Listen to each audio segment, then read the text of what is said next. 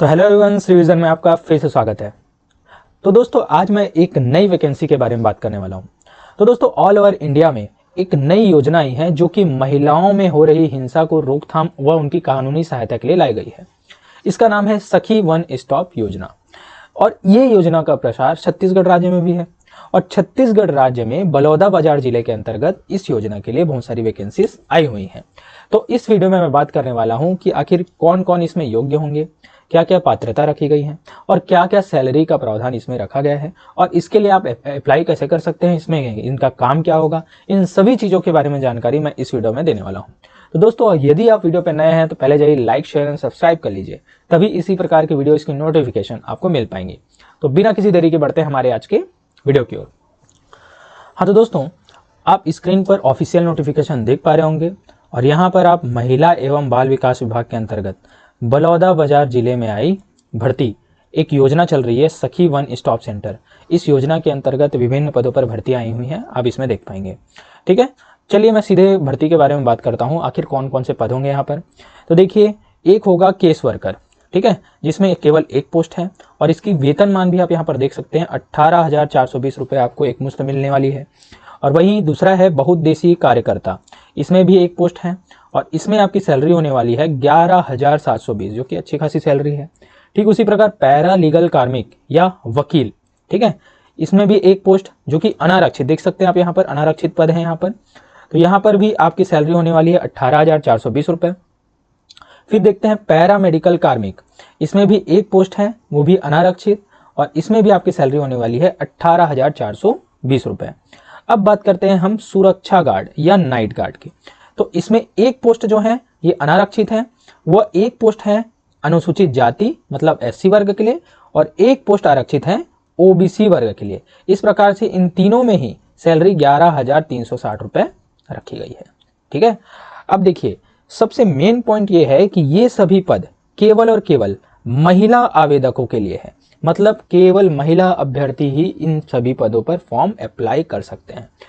तो ये जो पोस्ट है महिला अभ्यर्थियों के लिए प्लस पॉइंट है, क्योंकि उतना कंपटीशन नहीं होने वाला और वैकेंसी भी अच्छी खासी है और आपकी जॉब प्रोफाइल भी अच्छी होने वाली है, जिसमें आप आगे की प्रिपरेशन भी आसानी से कर सकते हैं। और देखिए सैलरी भी आप देख सकते हैं कि कितनी अच्छी सैलरी है।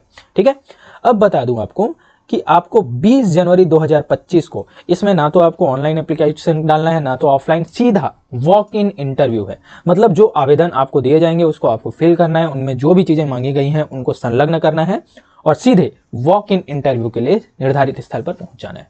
और इसकी तिथि है 20 जनवरी 2025। ठीक है, और प्रातः 9 बजे से इसका सभी प्रोसेस चालू हो जाएगा। ठीक है, और जानकारी आप www.balodabazar.gov.in में देख सकते हैं। ठीक है, अब आगे बढ़ता हूं मैं। चलिए अब मैं पदों के विवरण के बारे में बात करता हूं। पदों के विवरण के बारे में बात करने से पहले सीधे मैं बात करता हूं क्या क्या क्वालिफिकेशन अर्थात योग्यता मांगी गई है। तो देखिए केस वर्कर के लिए, ठीक है, देखिए मैं इसमें आपका काम भी बताने वाला हूं। देखिए ये सभी इंग्लिश में है तो आपको डरना नहीं है, मैं आपको हिंदी में ट्रांसलेट करके अच्छे से बताने वाला हूं, वो भी नए पीडीएफ में। ठीक है, सबसे पहले मैं सिर्फ क्वालिफिकेशन की बात करता हूं। तो क्वालिफिकेशन आपकी होनी चाहिए bachelor in law, social work, sociology, social science या physiology with at least 3 year experience में। ठीक है, मतलब 3 साल का न्यूनतम अनुभव इसमें रखा गया है, चाहे आप गवर्नमेंट में कर रहे हैं, है ना, सरकारी क्षेत्र में, या आप गैर सरकारी क्षेत्र में, कहीं भी यदि आपके पास 3 साल का अनुभव है तो आप इसके लिए पात्र हो जाएंगे। ठीक है, और यहाँ पर जो लोकल कम्युनिटी से बिलोंग करते हैं, मतलब उस क्षेत्र से स्थानीय निवासी से बिलोंग करते हैं, उनके लिए यहाँ पर प्राथमिकता रखी गई है। ठीक है, अब बात करते हैं पैरा लीगल या पर्सनल लॉयर। ठीक है, तो पैरा लीगल पर्सनल लॉयर इसके बारे में बात करता हूं। तो इसमें आपकी डिग्री होनी चाहिए लॉ, है ना, degree in law with legal training, है ना, और नॉलेज ऑफ लॉस। ठीक है, तो इसमें भी आपका 3 ईयर एक्सपीरियंस मांगा गया है। ठीक है, और जिसका एक्सपीरियंस रहेगा उसी को प्रायोरिटी इन सभी पदों पर मिलने वाली है। ठीक है, और 2 years experience of litigation in any court of law. तो कोर्ट ऑफ लॉ में भी आपका 2 ईयर्स एक्सपीरियंस इसमें मांगा गया है। अब आगे बढ़ते हैं पैरामेडिकल पर्सनल। ठीक है, तो ये चिकित्सा क्षेत्र से संबंधित है। अब देखिए यहां पर आपको professional degree diploma in paramedics with background in health sector. तो पैरामेडिक्स में आपको प्रोफेशनल डिप्लोमा डिग्री होनी चाहिए और with a background in health sector, मतलब हेल्थ सेक्टर में यदि आपने काम किया है और आपके पास 3 साल का अनुभव है तो आप इसके लिए अप्लाई आराम से कर सकते हैं। अब बात करता हूं मल्टीपर्पज स्टाफ। अब बहुउद्देशीय है ना, बहुउद्देशीय कार्य के लिए देखिए इसमें आपको the multipurpose activity could be oversold to any person who is literate. देखिए आपको एक तो साक्षर होना चाहिए और नॉलेज है और एक्सपीरियंस ऑफ वर्किंग है। यदि आपको कार्य करने का एक्सपीरियंस है और नहीं भी है तो आपको अप्लाई करना है, क्योंकि इसमें क्या है आपकी बहुउद्देशीय कार्य है तो इजिली आपको ये वैकेंसी मिल सकती है। ठीक है, और जिसने कार्य किया है उसको तो प्राथमिकता दी ही जाएगी। अब बात करते हैं सिक्योरिटी गार्ड। तो देखिए दोस्तों मैंने क्या कहा कि ये सारे पद किसके लिए है, महिलाओं हेतु आरक्षित है। तो यदि सिक्योरिटी गार्ड का भी पोस्ट आया है तो ये भी महिलाओं के लिए ही आरक्षित होगा, जो कि प्लस पॉइंट है आपके लिए। ठीक है, तो इसमें भी आपके पास सिर्फ और सिर्फ 8वीं पास होना चाहिए। ठीक है, और साथ ही 2 इयर्स का एक्सपीरियंस यदि आपके पास है कहीं भी काम करने का, है ना, एज अ सिक्योरिटी पर्सनल। ठीक है, सिक्योरिटी के क्षेत्र में यदि आपके पास 2 साल का कार्य का अनुभव है तो आप इसके लिए योग्य होंगे। लेकिन यदि आपके पास एक्सपीरियंस नहीं है फिर भी आप अप्लाई कीजिए, क्योंकि यदि वैकेंसी फॉर्म नहीं भरे जाते हैं तो शायद आपको भी यहाँ पर प्राथमिकता दी जा सकती है। ठीक है, अब देखिए चलिए मैं बात करता हूं आखिर इनका काम क्या होगा। यहाँ पर देखिए बगल में लिखा हुआ है लेकिन आपको इंग्लिश में समझने में तकलीफ होगी, इसलिए मैंने आपकी सुविधा के लिए यहाँ पर सभी चीज़ों को हिंदी में ट्रांसलेट किया है। तो देखिए सबसे पहले मैं बात करता हूँ केस वर्कर। तो केस वर्कर OSC मतलब वन स्टॉप सेंटर में 24 घंटे सेवा प्रदान करने के लिए शिफ्ट में काम करेंगे। ठीक है, तो देखिए 24 घंटे सेवा प्रदान करने के लिए अगर मैं बोल रहा हूँ तो ये 24 घंटे का आपका काम नहीं रहेगा। ठीक है, तो 24 घंटे वन स्टॉप सेंटर खुला रहेगा और वहीं जो भी सखी यहाँ पर नियुक्त की जाती है उसको शिफ्ट में काम दिया जाएगा। ठीक है, तो आप इन सभी चीजों को अन्यथा में न लीजिएगा।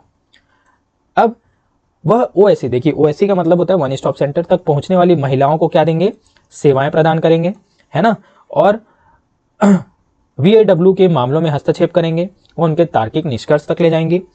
वह केंद्र प्रशासक द्वारा सौंपे अन्य कार्यों के लिए भी जिम्मेदार होंगे। वह महिलाओं को उसके कानूनी अधिकारों के बारे में सूचना देंगे कि क्या क्या उनके पास कानूनी अधिकार है, वह उन्मुख करेंगे।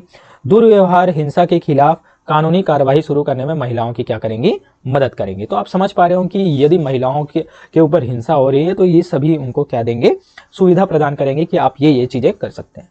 ठीक है, अब बात करते हैं पैरालीगल कार्मिक या वकील।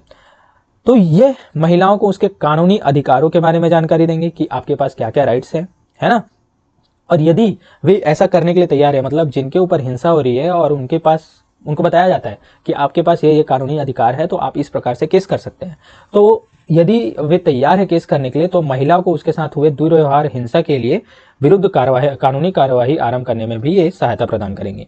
तो देखिए इस प्रकार से आप सारी चीजों को पढ़ सकते हैं। मैं इन सभी PDF को अपने टेलीग्राम चैनल में अपलोड कर दूंगा और टेलीग्राम चैनल की लिंक भी मैं अपने डिस्क्रिप्शन बॉक्स पर दे दूंगा, तो आपको वहां पर जाके क्लिक करके इन सभी PDF को अच्छे से पढ़ लेना है। मैंने आपकी सुविधा के लिए सारी जानकारी को हिंदी में ट्रांसलेट करके यहाँ पर दे दिया है। ठीक है, अब देखिए पैरामेडिकल कार्मिक, तो जैसे आपसे समझ ही रहे होंगे कि मेडिकल से संबंधित है। तो यदि महिलाओं के ऊपर हिंसा हो रही है, किसी को चोट पहुंची है, तो ये जो पैरामेडिकल कार्मिक है उनकी क्या है, उपचार करने हेतु सहायता करेंगे। ठीक है, कहीं भी कुछ भी दुर्घटना हो रही है तो वहां पर पहुंचेंगे और उनका उपचार करने के लिए यही क्या देंगे, सुविधा प्रदान करेंगे। आप यहाँ पर देख सकते हैं।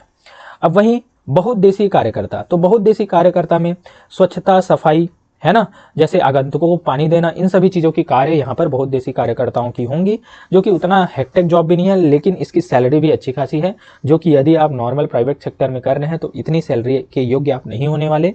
और साथ ही यदि ये योजना सखी वन स्टॉप सेंटर के अंतर्गत है तो आपको उसी प्रकार से सुविधाएं भी दी जाती है और ठीक उसी प्रकार से आपकी जॉब की क्या है, सिक्योरिटी भी बनी रहती है। ठीक है, अब सुरक्षा गार्ड या नाइट गार्ड। ठीक है, तो सुरक्षा गार्ड में भी उसी प्रकार से जैसे कि आप समझ पा रहे होंगे, सुरक्षा प्रोवाइड की जाएगी। 24 घंटे की सेवाएं का मतलब ये नहीं है कि आपको 24 घंटे की ड्यूटी करनी है, ये सभी ड्यूटी आपकी शिफ्ट वाइज होगी, है ना, 8-8 घंटे की में भी ड्यूटी हो सकती है, जो कि तो इस सैलरी पे ये अच्छी खासी जॉब प्रोफाइल हो सकती है। ठीक है, तो दोस्तों चलिए मैं आगे बढ़ता हूं। तो सबसे प्लस पॉइंट क्या होती है दोस्तों कि किसी भी इस प्रकार से संविदा भर्ती के लिए आवेदन करने से यदि आप एलिजिबल हो जाते हैं और यदि आपने 2 साल का भी काम कर लिया तो आप एक्सपीरियंस्ड कहलाते हैं। तो जब नई वैकेंसी आती है तो एक्सपीरियंस्ड लोगों को ही क्या दी जाती है, प्राथमिकता, जैसा कि आप देख पा रहे होंगे। अब चलिए बात करता हूं मैं आगे की नियम और शर्तें की। तो सबसे पहली चीज तो मैंने बता ही दिया था कि ये केवल महिला उम्मीदवारों के लिए है, मतलब पुरुष अभ्यर्थी इसमें अप्लाई नहीं कर सकते। अब बात करते हैं आयु सीमा की। तो आयु की गणना 1 जनवरी 2025 की स्थिति में न्यूनतम आयु 21 वर्ष और अधिकतम आयु 35 वर्ष से अधिक ना हो। लेकिन यदि छत्तीसगढ़ के स्थानीय मूल निवासी है और SC ST या OBC के अंतर्गत शासन द्वारा विभिन्न आयु में भी छूट दी जाती है, तो इन्हें भी छूट मिलकर अधिकतम आयु 45 वर्ष से अधिक नहीं होनी चाहिए। अब देखिए, यदि आप इसके लिए अप्लाई कर रहे हैं तो यहाँ पर आपको सत्यापन एवं समर्थन हेतु जन्म प्रमाण पत्र या तो 10वीं की अंक सूची आपको लेके ही जानी है।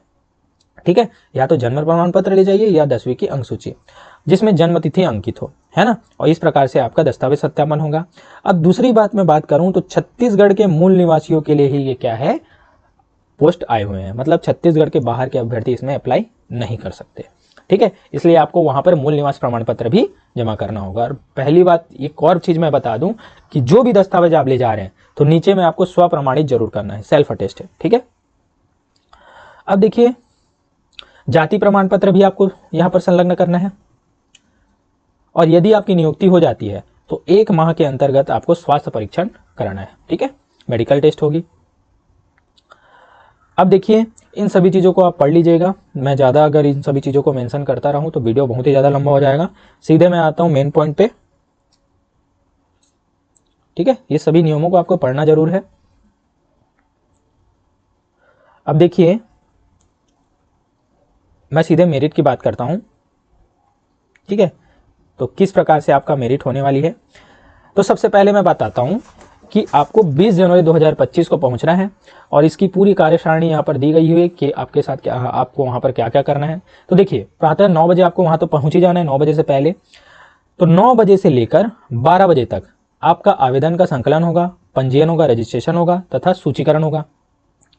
फिर 12 बजे प्रारंभिक दावापत्ति, अगर आपको दावापत्ति करना है तो दावापत्ति यहाँ पर आएगी।